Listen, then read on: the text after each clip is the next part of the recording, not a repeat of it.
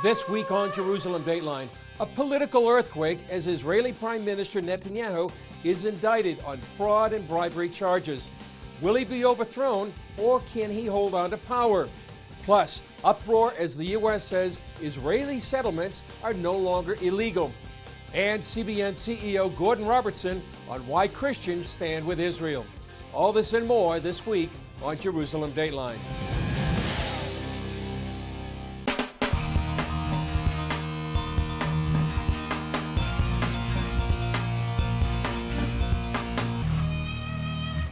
Hello and welcome to this edition of Jerusalem Dateline. I'm Chris Mitchell.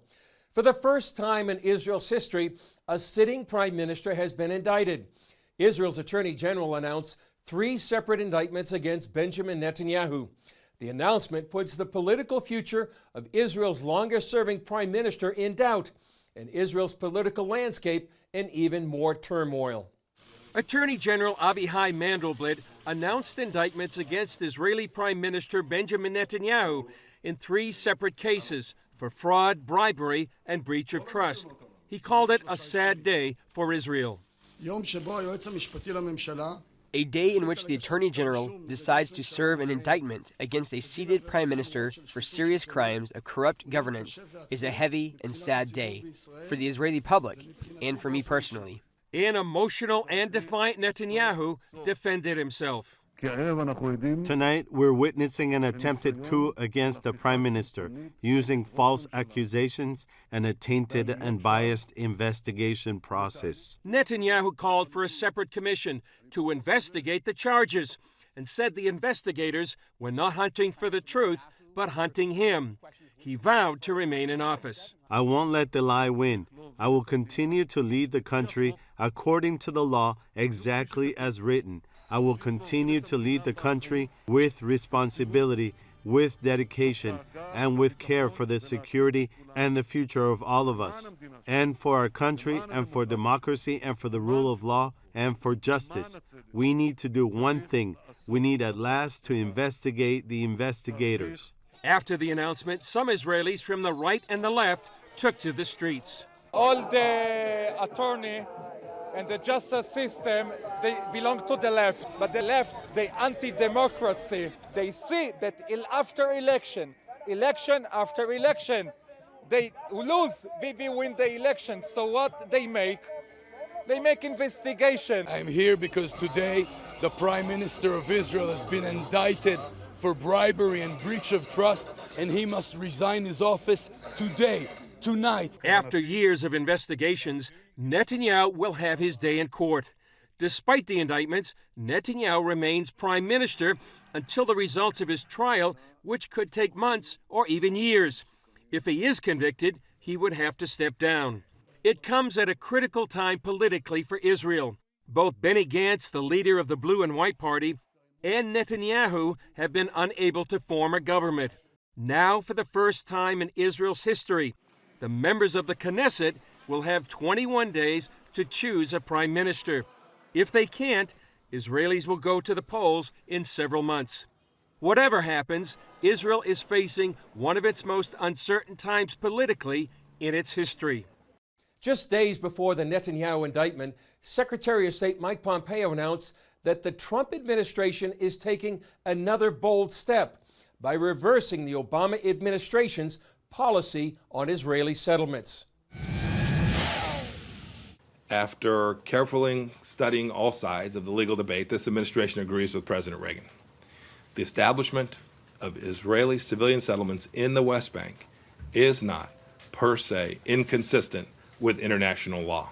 The surprise U.S. decision to recognize Israeli settlements in the so-called West Bank as legal reverberated in the region. Here's what Israelis and others had to say about the historic decision about land that many Israelis see as part of their biblical inheritance. Israeli Prime Minister Benjamin Netanyahu celebrated the U.S. move by visiting Alon Shvut, a settlement about 15 miles from Jerusalem in the heart of Gush Etzion. The Trump administration fixed a historic wrong, stood by truth and justice. I think it is a great day for the state of Israel and an achievement that will remain for decades.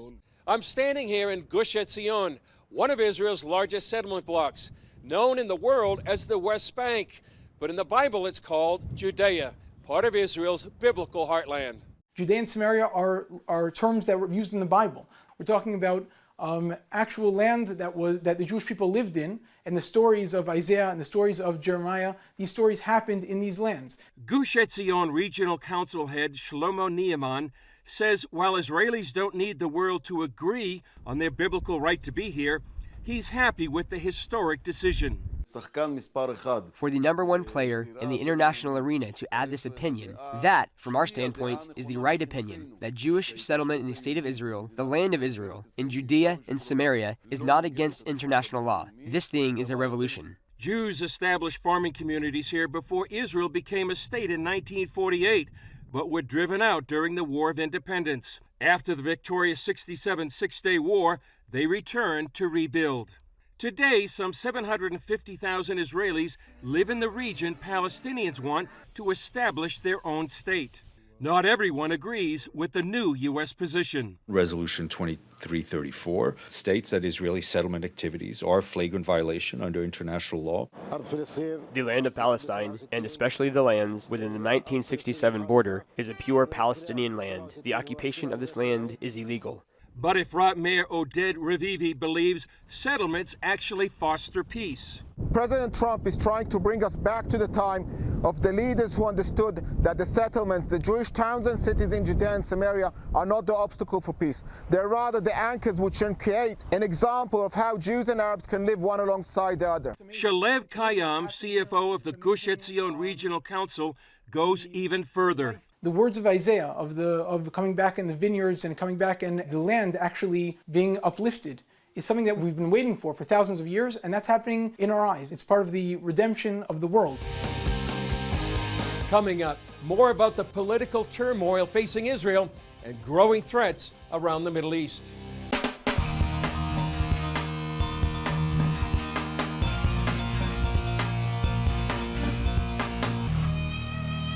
From Iran to Syria to Lebanon to Netanyahu's indictment and the political upheaval in Israel, the region seems to be in turmoil. I discussed these issues with CBN senior editor John Wagi and Middle East correspondent Julie Stahl in our studio. John and Julie, great to be with you. John, welcome back to Jerusalem. Great to have you here. Thank you, Chris. You know, we're living in historic times, diplomatically, politically. We may be on the verge of war in the Middle East. And we've just had these indictments against Israeli Prime Minister Benjamin Netanyahu. John, do you see any comparison between what's happening here in Jerusalem and what's happening on Washington, D.C.? Absolutely, Chris. Just having flown in recently, the absolute obsession over impeachment, making it the number one story by far, and Trump calling it a coup against him, and his supporters firmly believe that. You see the same thing with Benjamin Netanyahu after his indictment. He called it a coup, and his supporters fervently support him in fighting this. Yeah. And you've got the other side, and both the United States and Israel, saying, Our goal is to knock him out. So what's next for Netanyahu? Where does this play out? Well, as I understand it, the next thing is in the next 30 days, Netanyahu has to decide if he's going to waive his immunity as a minister of the Knesset.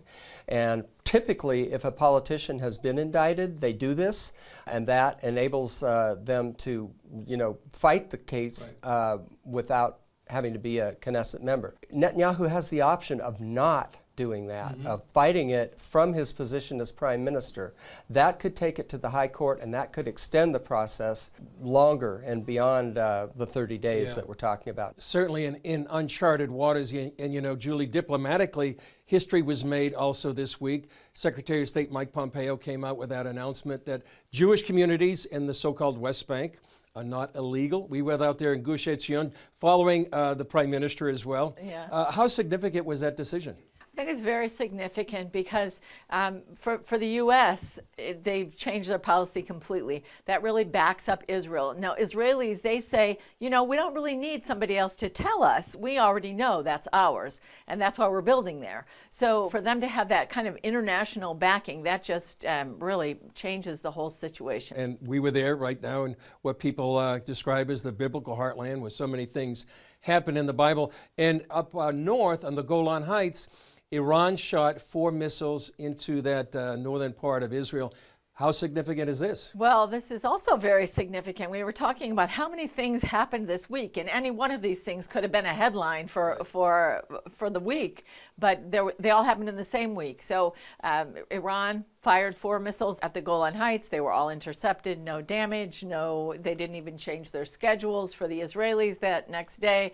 But the following day, Israel really struck back Iranian targets, and that's very significant. Some in Israel say, we're the only ones who are really fighting Iran. And that's significant. Yeah, and they have a plan to have maybe 100,000 soldiers inside Syria, air bases, naval bases, all to come against the Jewish state. John, taking a wider picture, like a 30,000 feet view of the whole Middle East, there's so much turmoil in Iran, in Iraq, in Lebanon. What do you think's happening? Yeah, and not to mention all the reporting that you've done and others on Syria. That's right. And the problems there with the withdrawal of U.S. troops. Lebanon has the biggest protest since 2009. From mid-October on, you've had hundreds of thousands in the streets. You've had banks closed. The raising of taxes has been an issue there. Also, anger at Hezbollah. And so you've got an Iran factor there. You look at Iran itself. The demonstrations are as big as they were 10 years ago. Again, 2009. People in the streets furious at the hike in gas prices and other things, and anger at the government. And so in Iraq, we've seen over 300 dead in just the last 3 months. That gets very little coverage in international news. So the region is in foment, without a doubt. Right. Julie, last question to you in just the last few seconds. I've heard somebody say there's a political clock going on in Israel and a security clock. Would you say that maybe with all these threats, Israel might be on the verge of war? We're definitely heading that way. Maybe not in the next few weeks, maybe not in the next few months, but I think also Israel's political uncertainty has really kind of given rise maybe to around the region, people thinking, it's unstable, it's not secure, so now's the time to attack. Yeah, and certainly a time to be praying for the peace of Jerusalem and all the peoples in this region. Julie, John, great to be with you. John, come back soon. Up next, insights on the situation in northeast Syria from CBN contributor Chuck Holton, who visited Christians there who still speak the language Jesus spoke.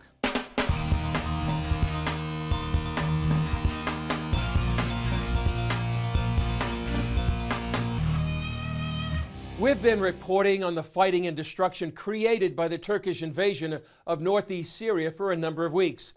CBN's George Thomas interviewed CBN contributing correspondent Chuck Holton, who is fresh off the field from Syria, and tells us how the war is affecting Christians who still speak the language that Jesus spoke. Here with me now is Chuck Holton. He's a contributing correspondent for CBN News, and he's just back from this part of Syria.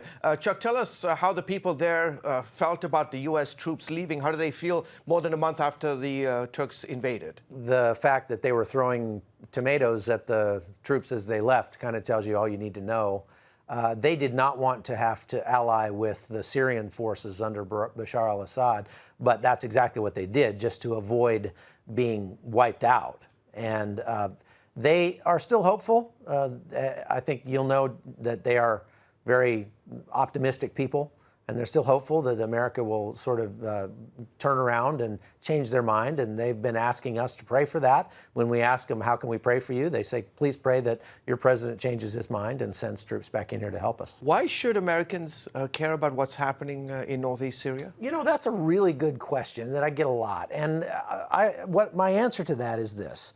A threat to freedom anywhere is a threat to freedom everywhere. And there's a moral component to this. If we sit back and, I don't know about you, but if you sit back and watch people being absolutely murdered, raped, their houses destroyed, and you have the ability to do something about it and you don't, well, you're not a hero, and you're, in my opinion, you'd only be half a man. So if we have the ability to do something about that, we should. And it's actually not very costly for us to have some troops in there. It's not very costly for us to put, I think long term it's very good for our country to put pressure on Erdogan to not be allowing his forces to murder people in that area. So it's good for America. It's good for our foreign policy. We should stand by the people we've made commitments to. In those areas, there are Muslims, Christians, Yazidis, Arabs, and other ethnic groups. Talk specifically about how the war is affecting Christians in that area. We talked to some Christians who had been pushed out of Serikania. That's that town along the Turkish border that the Turkish military surrounded and just pounded into dust.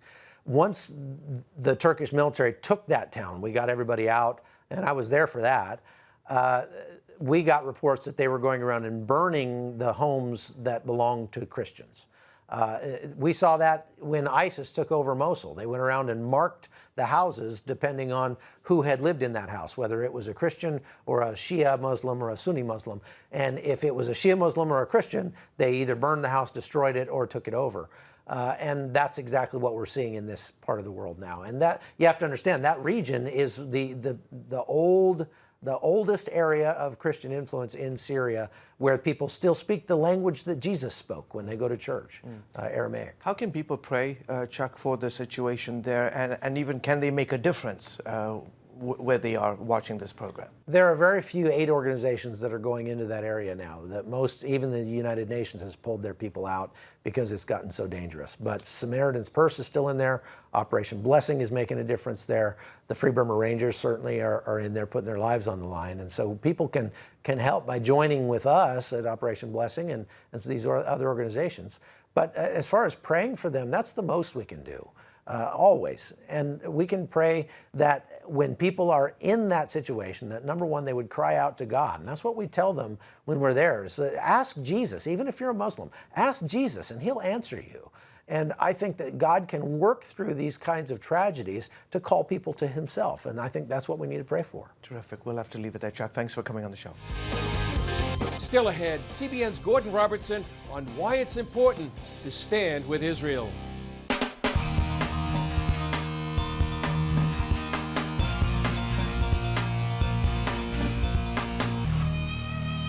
CBN CEO Gordon Robertson delivered a videotaped greeting at the recent Jerusalem Post diplomatic conference. Robertson told about his first encounter with Israel and why Christians feel it's important to stand with the Jewish state. Take a look. I'm often asked, why do evangelical Christians support Israel? And why has your organization, CBN, gone out of its way to lend support to the Jewish people? Well, the answer is both very personal and then very practical. The personal goes back to 1969, when I went on a trip to Israel with my father. I was just 11 years old, and we came into Israel. I came to Jerusalem. I went to the Western Wall, and I saw things that I'd never seen before. I saw men dancing with Torah scrolls, the joy on their faces, the exuberance of being able to pray at the Western Wall for the first time. The prayers of generations next year in Jerusalem had become the reality of this year in Jerusalem. Well, for me, this was a profound spiritual experience. And like most spiritual experiences, it's difficult to describe. In life, there are things that have to be lived in order to be understood.